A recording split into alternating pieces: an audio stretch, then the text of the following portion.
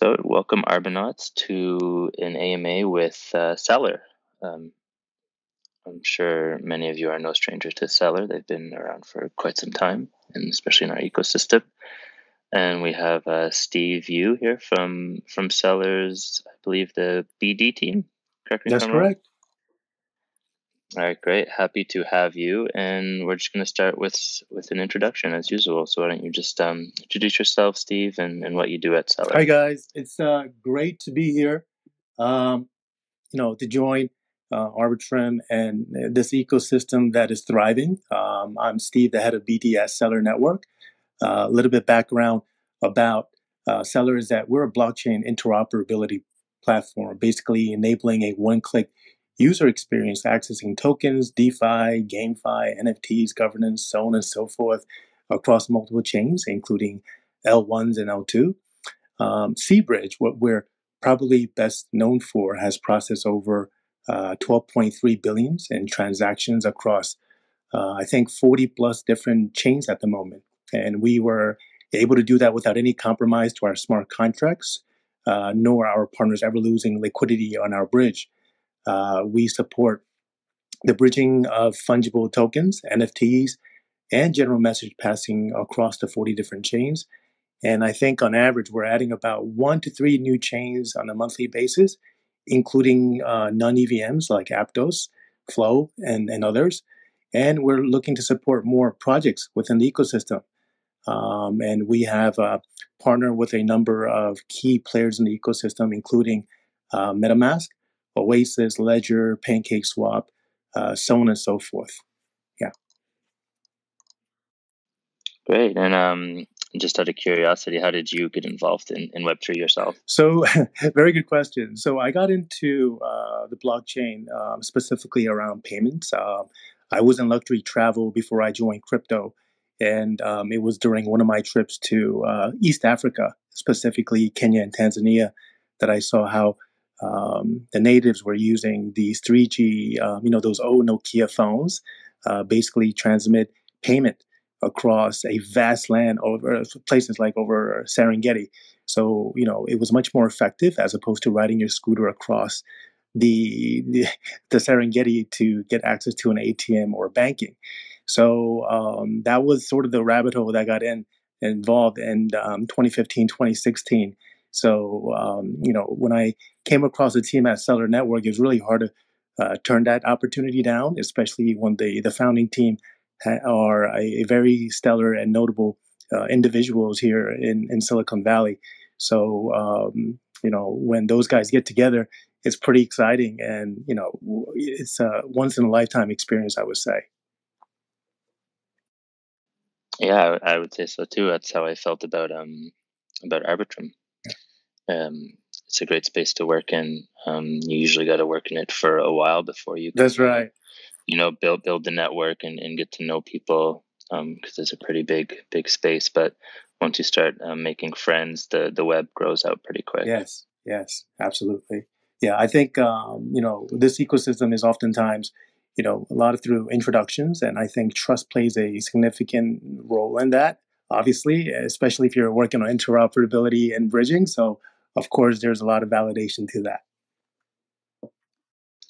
Yeah, and bridges are just something we need in this space for interoperability and to just make the onboarding process between chains and just into blockchain in general more feasible. Yes, absolutely. And they've come a long way, but clearly, as you know, have a long way to go still. And maybe you could get into a bit about how the Celer bridge, or the C bridge, as you call it, works, and like what makes it unique. Yeah. Right. So our founding team, they've been teaching Solidity since I think 2017 with over thousands of students. So, it's easy to say that we're deeply invested and want to see this ecosystem do well because we believe in it. We believe in the technology. We believe what we're supporting is for a greater cause, for especially to many of the listeners here today, but also many of the ecosystems that are really working hard and blossoming. And our track record and having some clarity around how we support our projects today, which is over 12.3 billions in transactions and supporting 40 different chains without any compromise. So I think the track record plays a key role in that because oftentimes we see this in within our shared space that whenever there's a major or even a small compromise on a bridge, liquidity tends to move around quite a bit to I guess safer elevation, so to speak, or safer zones. So I think one of the things that really helped us to secure our bridging is, I got to pay a lot of respect to our security. We have some very smart people working on this day and night and thinking um, about security and making it faster, better, cheaper for everyone, almost entirely. And we dedicate a significant amount of our resources into this R&D. Speaking a little bit more about security, our Seabridge is a Cosmos based, there's a tenement based blockchain to oversee this thing. And we have two different security models. One is the L1 proof of stake blockchain security model that I just talked about, because Celer consists of smart contracts that are deployed on each chain, and these contracts are all monitored and operated by what we call SGN, or State Guardian Network, which serves as a cross chain message router. And then the second model is an optimistic roll-up inspired model. So this was inspired by, as you probably guessed, optimism roll-up design. So it works similar to like if you're traveling to a new destination at the height of COVID, that once you arrive at the airport or to your destination, you get quarantined until things check out, so to speak, and sure.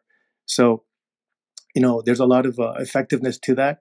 And even for our validators, we carefully examine them to see, number one, minimum requirement is that they have to have at least $500 million assets under management just to be supporting us.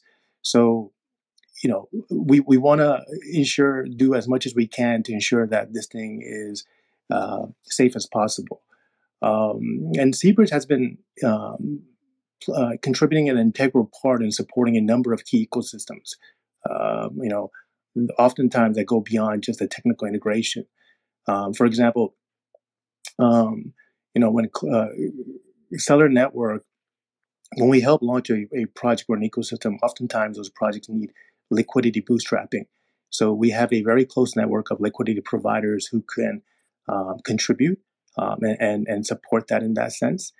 And of course, marketing and operations, often we get asked to collaborate in various ways.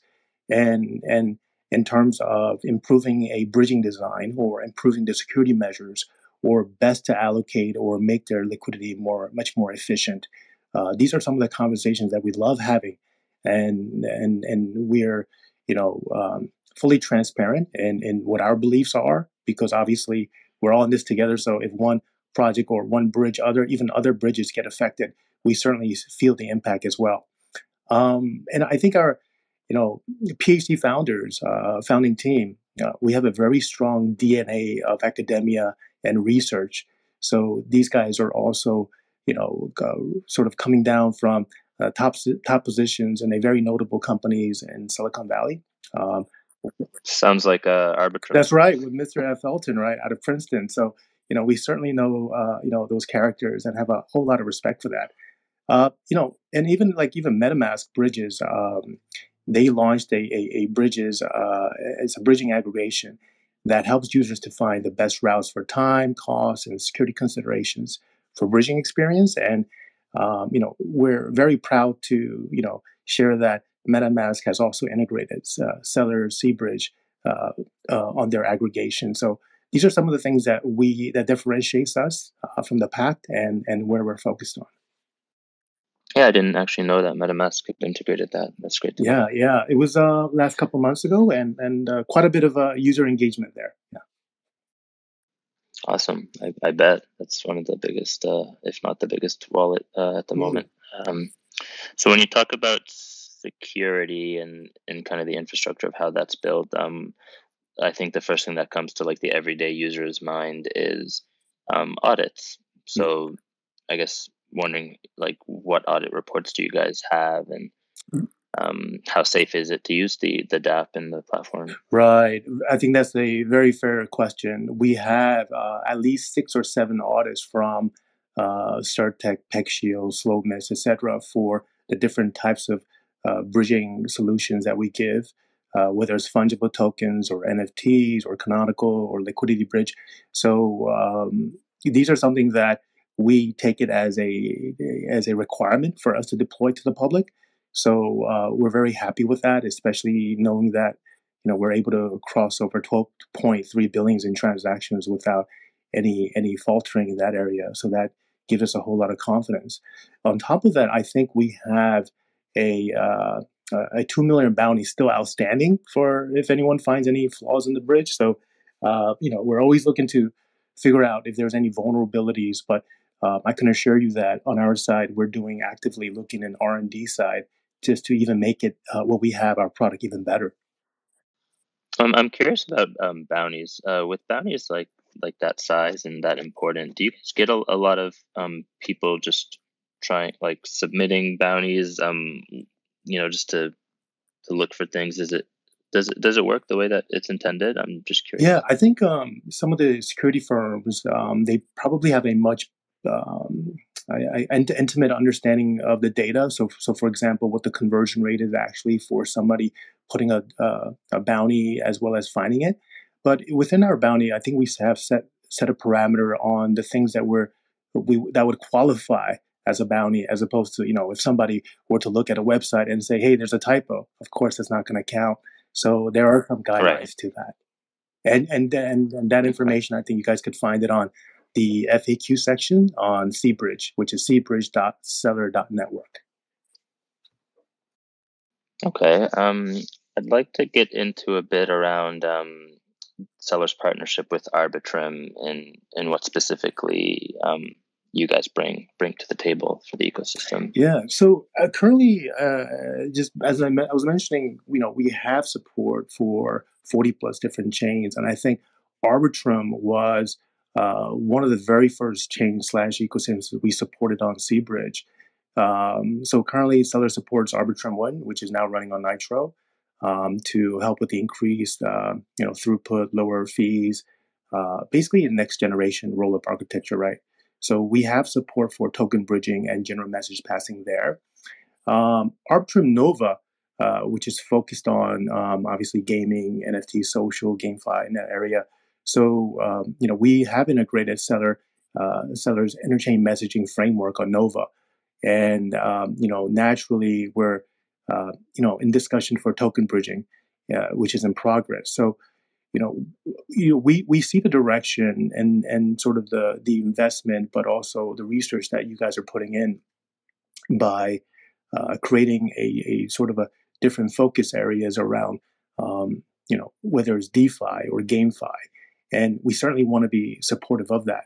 So we are our team is talking to a number of the projects on Arbitrum Nova to see what sort of assets that those applications will be needed, because we know that once those infrastructures are in place, then the tech integration is in place, and we'd love to take a look at how we can work more closely, whether it's either helping bootstrap some of the more promising projects, so which we have done for other ecosystems in the past, where we had one particular blockchain L1, and we've been really working hard to kind of win their business and support them, but they decided to go with another bridge solution, which ended up getting hacked.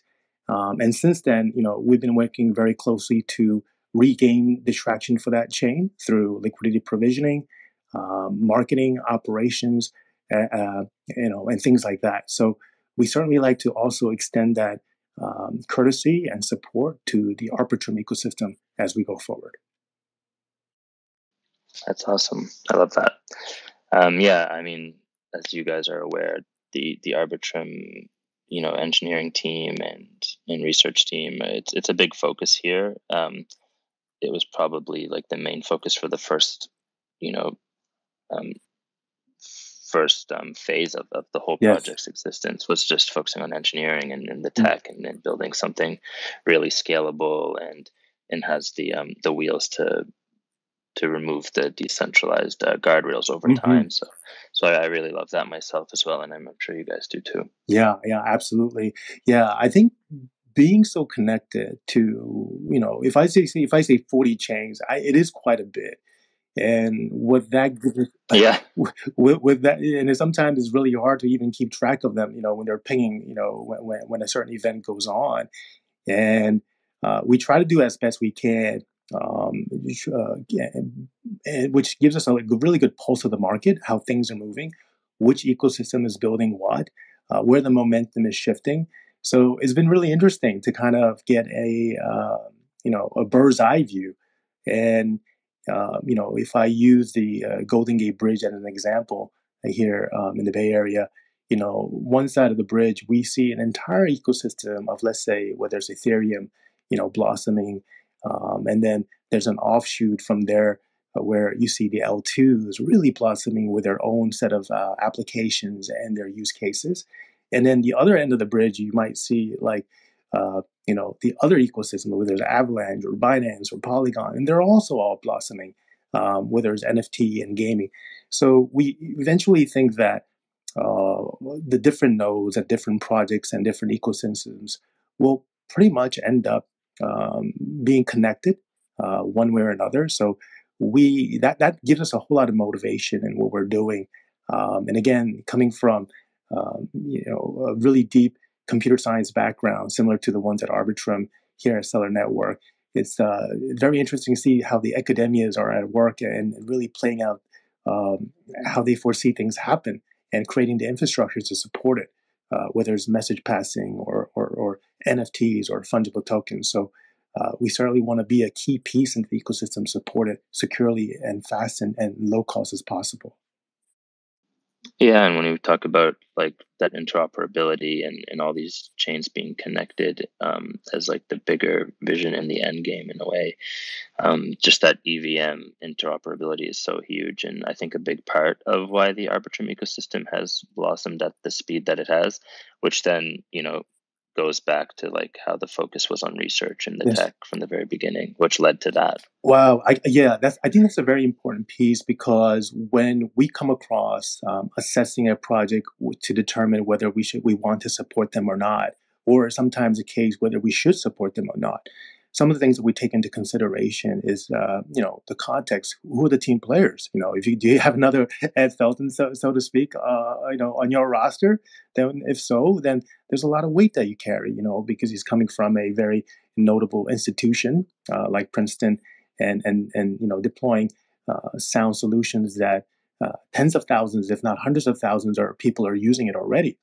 On the other hand, we do come across some projects where the transparency is a little bit lacking in terms of who the players are, and how they're collaborating. And we get, I'm sure you two get this as well, Elias. Is a lot of projects want to do something to get the word out, and sometimes it could be less material in terms of the collaboration or partnership. So we tend to stay with that. But if the projects are legitimately focused on providing some solution, and it doesn't have to be completely unique, it could be something similar that's already out there in the market.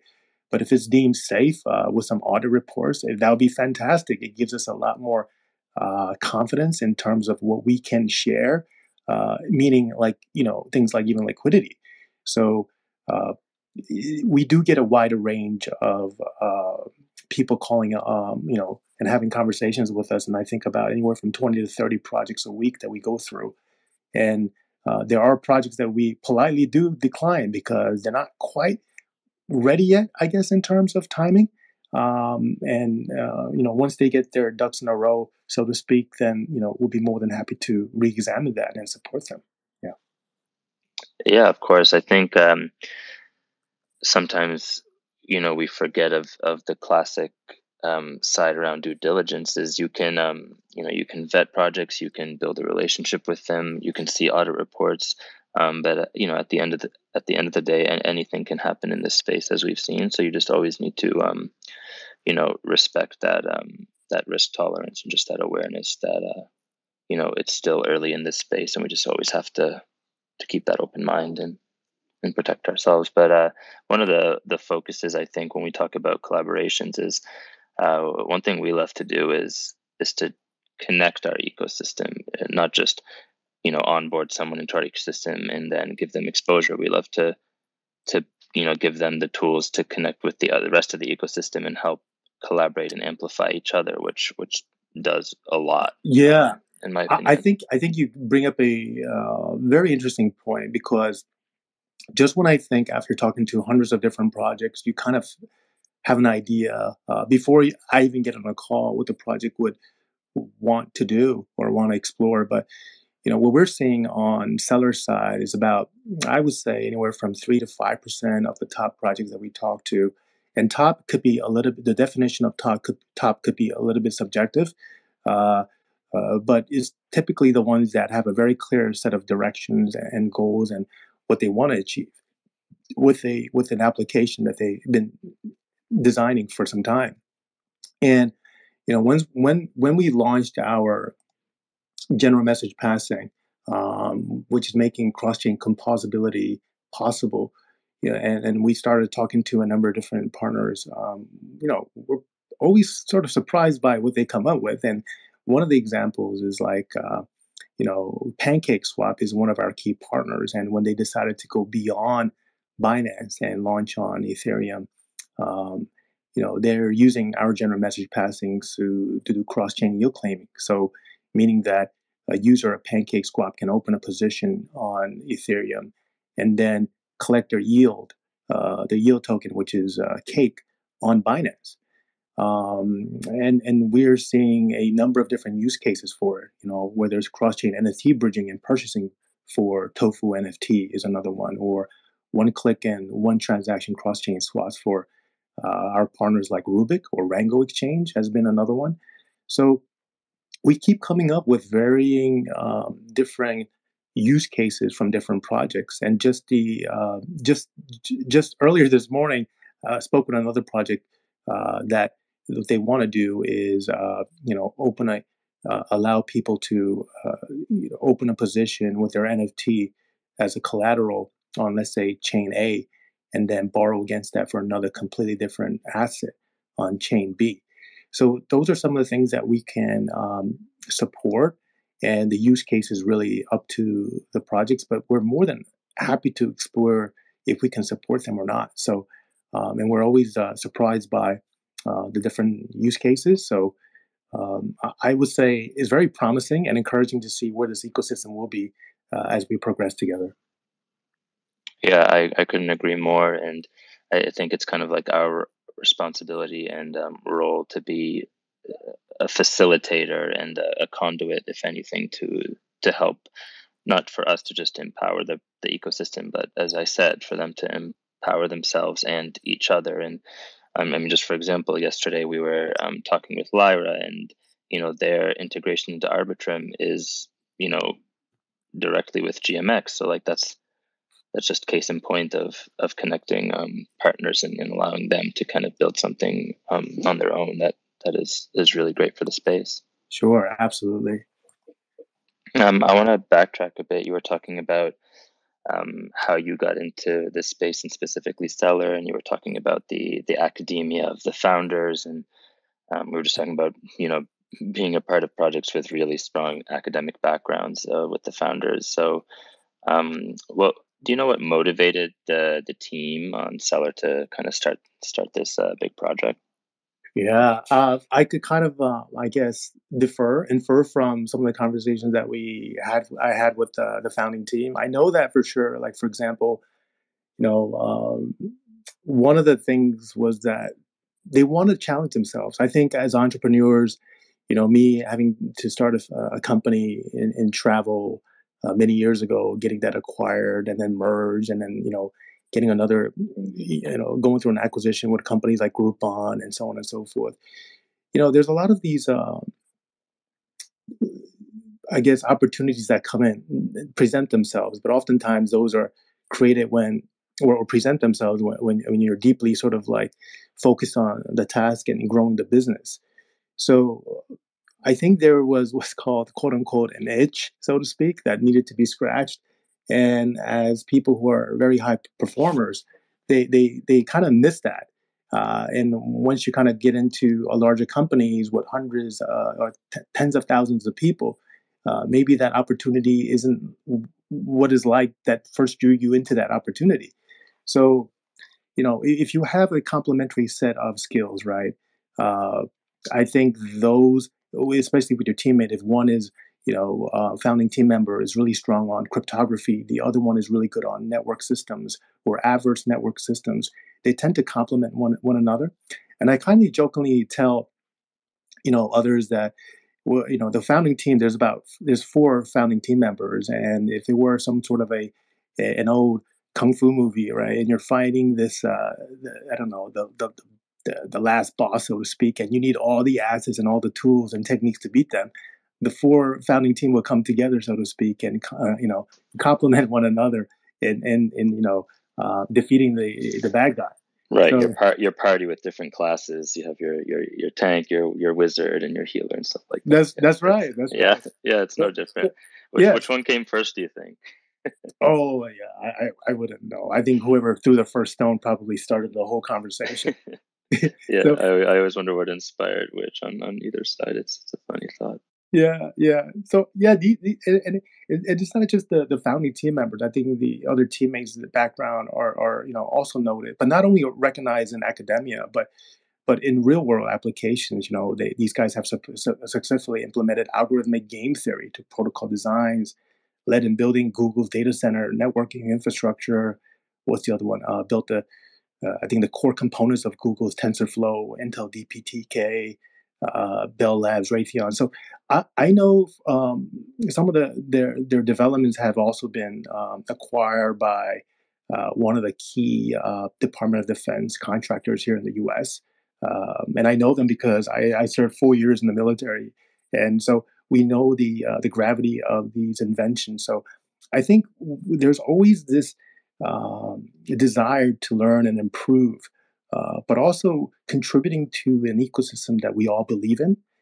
So this is an opportunity where I think the timing is really, it really beats speed because being in the Valley, I think I missed the whole mobile movement when things went into mobile one, mobile first, because I was involved in another project, and just when AI was really taking off, I sort of felt like I missed that opportunity as well, working on another project. But I believe the things that we're working now on interoperability within the blockchain is going to give me the key sort of a routing experience and the connector that we are going to be needing. And I think the team has recognized that, and it's one of the most difficult things to work on, I believe, in the blockchain, especially because we're dealing with other people's money. And God forbid, if we were to lose some money, I would really hate to have one of our partners who, we sort of nurture the relationship, come look for me. That would not be the ideal situation. And I love to sleep peacefully at night. So these are some of the things that we work together, and that also encourages and motivates us to work on some of the most difficult things in this space. Yeah, that's awesome. I couldn't agree more with all of that from a sentiment side, and I think it's important to just keep always pushing like your roadmap and what you want to build out. It's like there's never an end point really if your goal is to continue building and continuing like to keep up with security and innovation on and using like all of that research in academia like for that reason.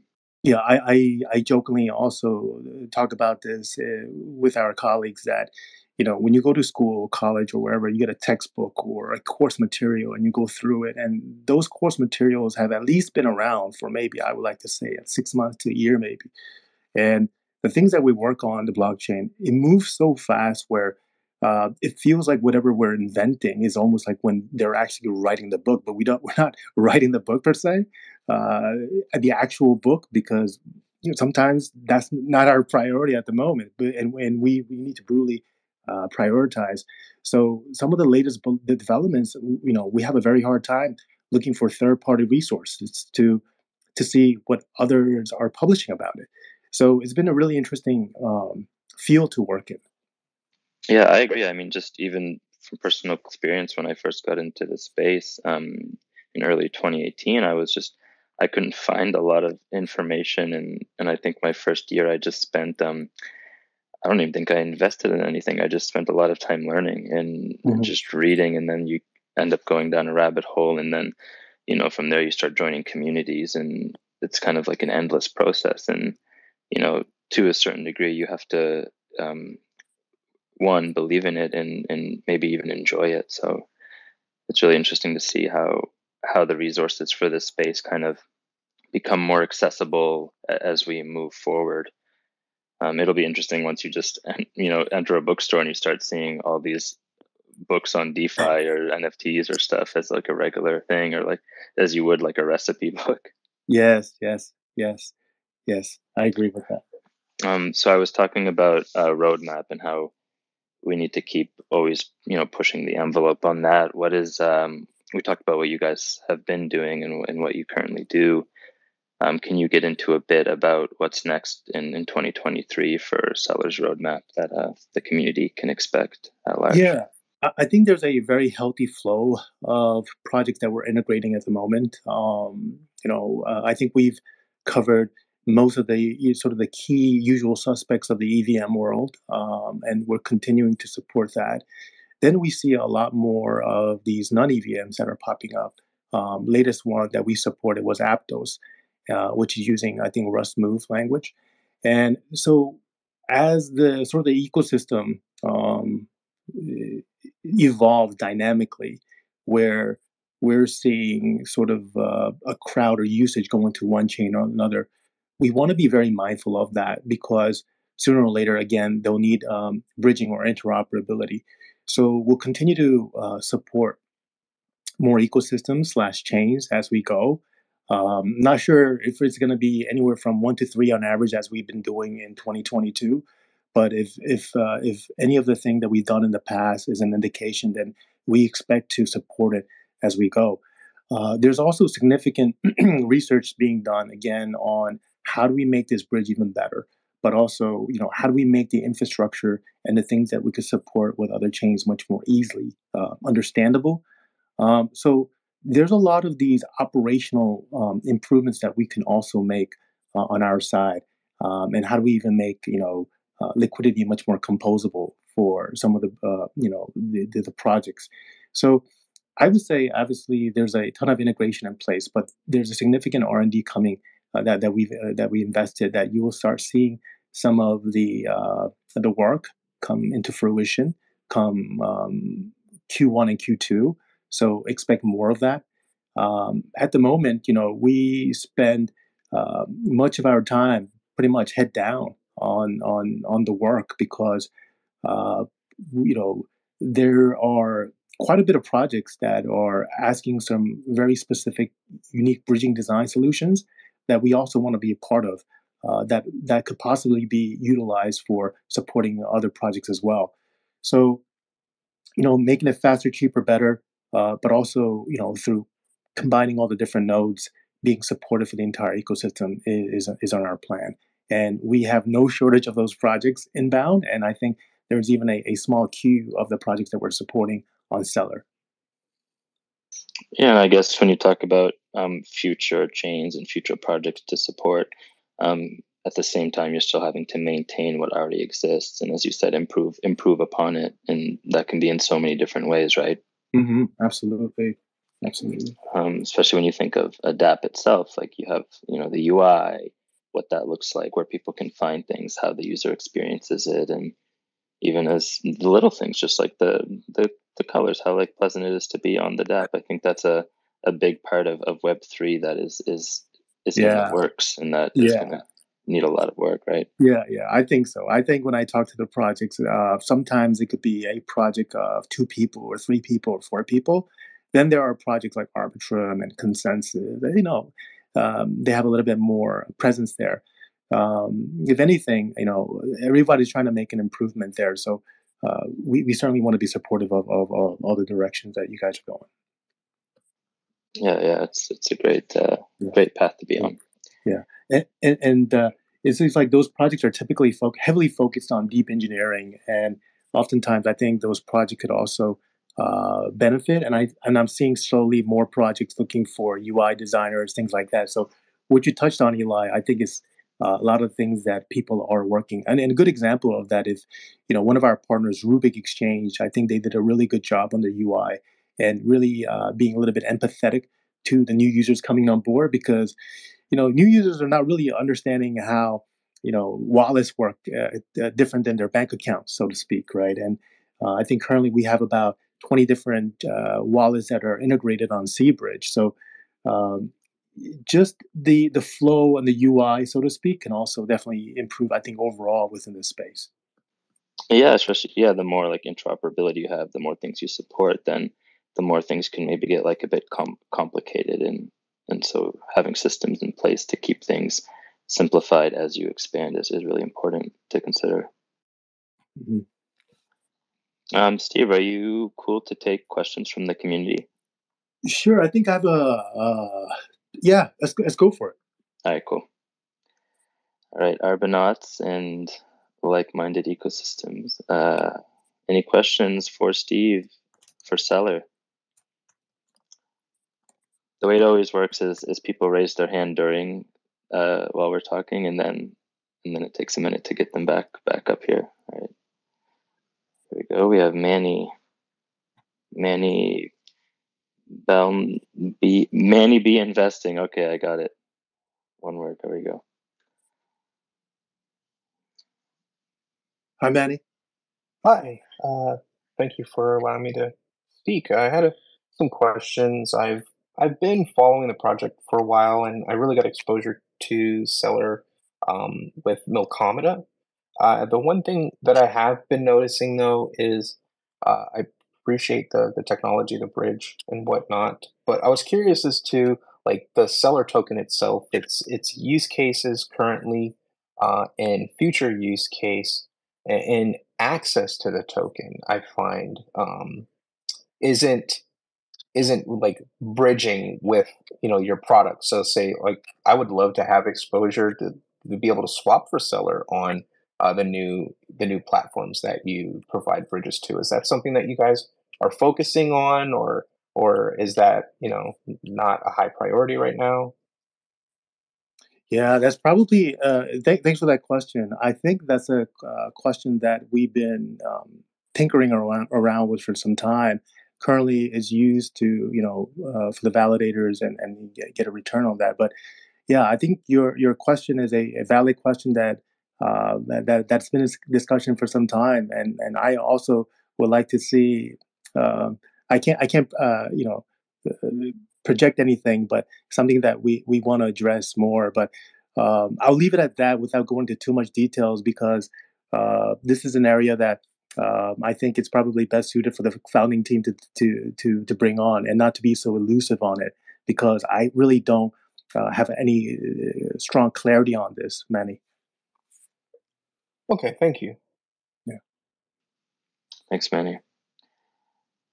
All right, let's bring on JGD. Oh, hello. I've been following this space for a little bit as well, and it's awesome what you guys are doing. And just to have this direct line, I was wondering if you could just speak on something that you guys as a team or individual have been facing that's a trouble for you guys, that you guys are thinking is something that you're working on. Just like I know there's a lot you could obviously go towards, but something that has been at the forefront of like your problems that you're trying to solve, just to get an insight to that for you guys. Wow. Boy, I wish I could kind of sit down with a cup of coffee and then we could go through these ones. But I could kind of tell you that something that has been out of our control, that I've sort of have this observation, is that I think beginning of last year, 2022, when the market condition was much more favorable, it seemed like everyone and their mother wanted to bridge a token, and it was going from one chain to another. And then we saw um, how the space was getting focused around NFT and NFT bridging, and then we saw the the thing with Terra and then Binance as well as the FTX. So one thing over another, and then when the market goes down, it seems like a lot of the projects become gun shy. to launch or even have any word of mouth being out in the market. So everyone is sort of looking or waiting for the optimal time to launch or even announce any collaboration. And I don't know, I understand the logic behind it, but I also think that a lot of projects don't tend to need to delay anything, because I think there's a lot more opportunities to work with Celer just beyond tech integration. And when we look at projects that we support, we look at them from a partnership perspective. Where if you're doing one integration, that's great. We'll make the announcement and support you guys on that. But when there are other things that come after that, whether it's a new feature you guys are deploying another asset or another chain or collaborating, we love to be part of that.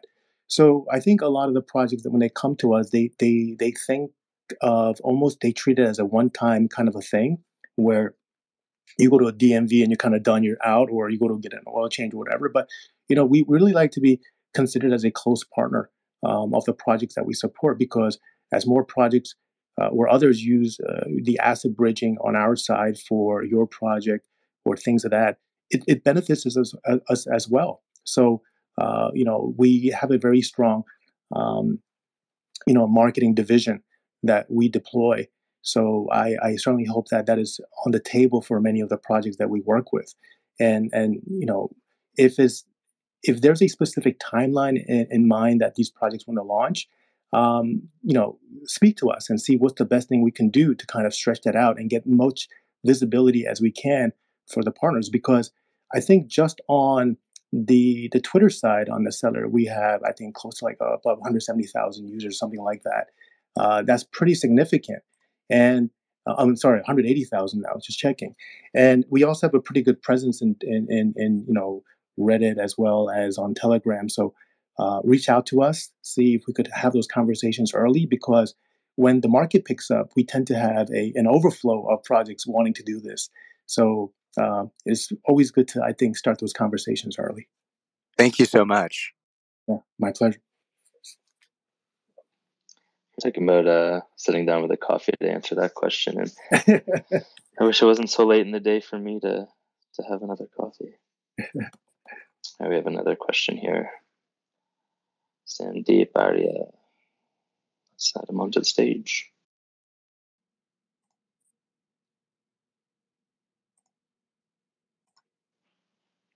Welcome.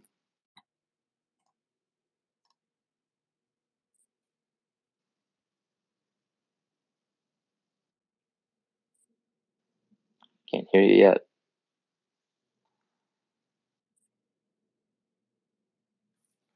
I think they're trying to speak. The classic rebooting. They're gonna relog in. Sure. That's a good answer, by the way. There's so many ways you can go with a question like that. Yeah, this it is a marathon.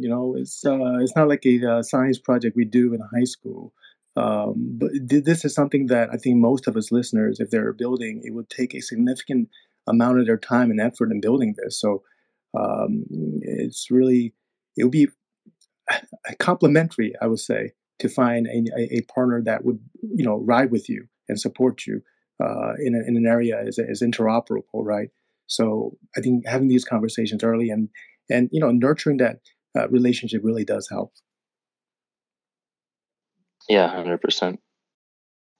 We talked quite a bit during this AMA about nurturing the ecosystem and the partners involved, and how that's kind of what makes it tick, really. Mm-hmm. We're bringing Sandeep back on here. Hello. Oh, I hear you. My question is for Celer Network. Go for it. Okay, Celer, from the past 1 year, there is very hello. Did you hear me? Yes, we can hear you. Okay. Let me get it straight. In the next 2 years, where do you see yourself? Yeah, I think the next 2 years, I'm smiling when you ask me that question, because sometimes I don't know what's going to be, next 3 months, because things move so fast. And Yeah, obviously, I'm but but you are not fake, na? You are a good bridge, That's why. Yeah.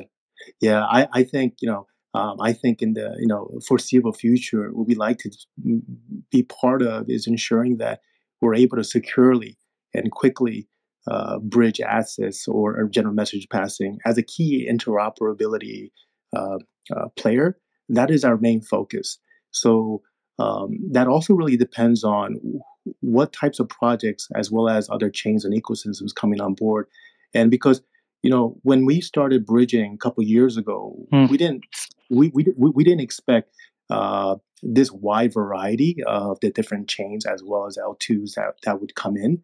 So this is a constant question that we're trying to get a good grasp of in terms of where the market is going to be.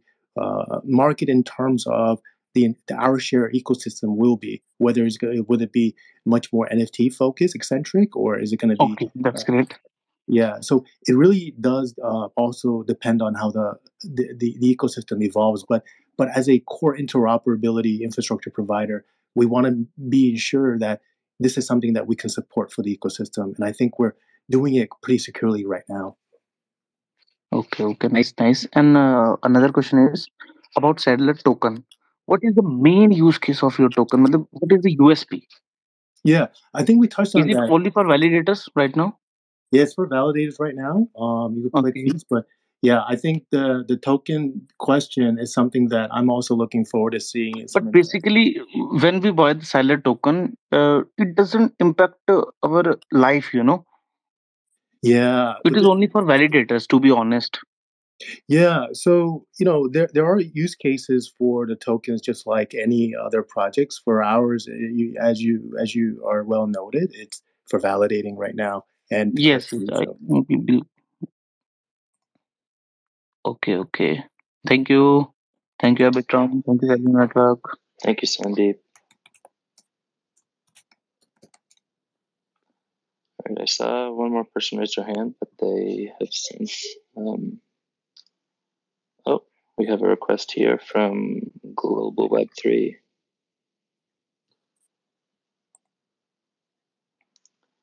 This will be our last one we'll take, and then sure, we'll wrap up with you, Steve. sounds good. Hey guys, can you hear me?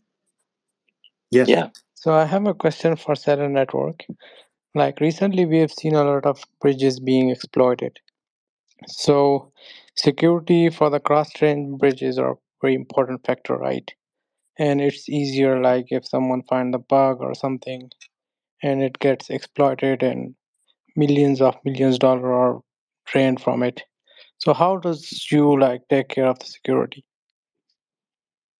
Yeah, I think we touched on this earlier in our conversation, but I'll be happy to touch on it again. So, Celer has two different security models. One is the L1 proof of stake blockchain security model, and the second one is an optimistic rollup inspired model. The first one, the L1 proof of stake blockchain security, consists of smart contracts that are basically deployed on each of the chains. And these contracts are all monitored and operated by what we call SGN, or State Guardian Network, which is basically a cross-chain message router. And we also have at least 21 validators with at least $500 million assets under management just to validate, just to become one of our validators.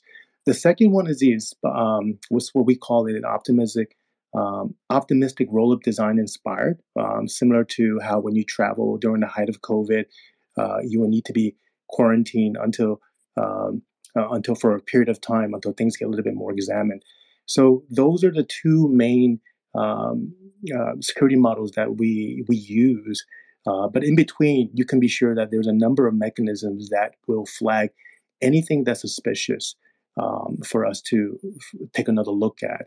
And I think we're the only one, if one of the two bridges that have at least processed 10 billions in transactions without a security breach, or our partners ever losing liquidity. So I think this is something that we take very seriously, and we're in fact on top of it, acting on ways to make this even faster and better and more secure. Yeah, thank you so much. So I have another question about the mask transactions. Like, security and privacy is very important part of the blockchain.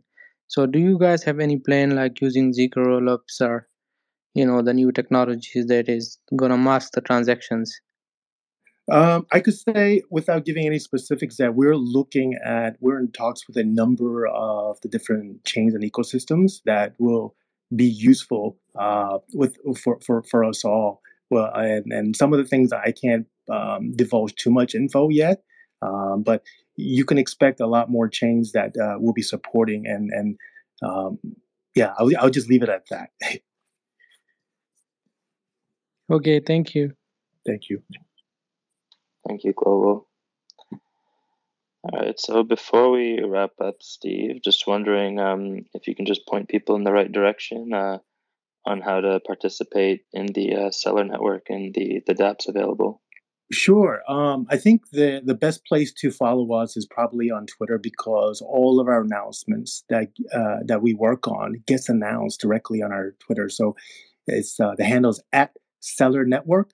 I think the handle is the same also for Telegram, and we have admins there that can help you direct it. Our website for Celer Network is celer.network, and if you want to use Cbridge, you could click on the Cbridge on Celer.network, or go directly at cbridge.celer.network cbridge.celer.network.